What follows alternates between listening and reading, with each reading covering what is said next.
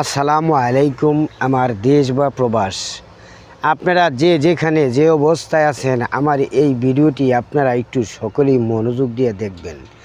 দেখেন, প্রকৃতির দৃশ্য দিয়ে একটি ভিডিও করছি। ভিডিওটি অবশ্যই আপনাদের কাছে ভালো লাগবে।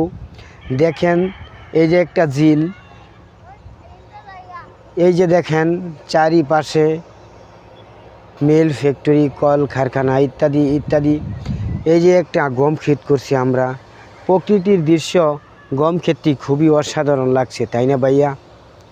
আপনারা দেখতে থাকেন, আমি আপনাদেরকে আরও কিছু জিনিস দেখাচ্ছি।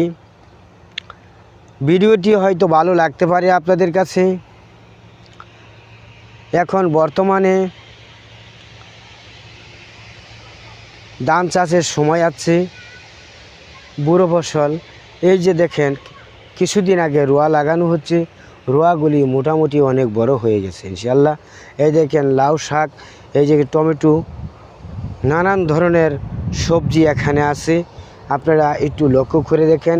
প্রাণপ্রিয় দেশ বা প্রবাস যে যেখানে যে অবস্থায় আছেন, আপনারা সকলেই আমার এই ভিডিওটি মনোযোগ দিয়ে দেখেন।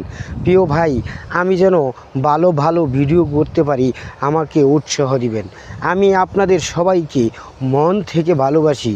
মন থেকে ভালোবাসা মানেই সবাইকে ভালোবাসি।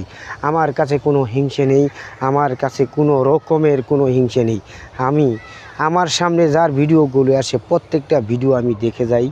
আমি চেষ্টা করি ভিডিও রিলেটেড একটি কমেন্ট করার জন্য।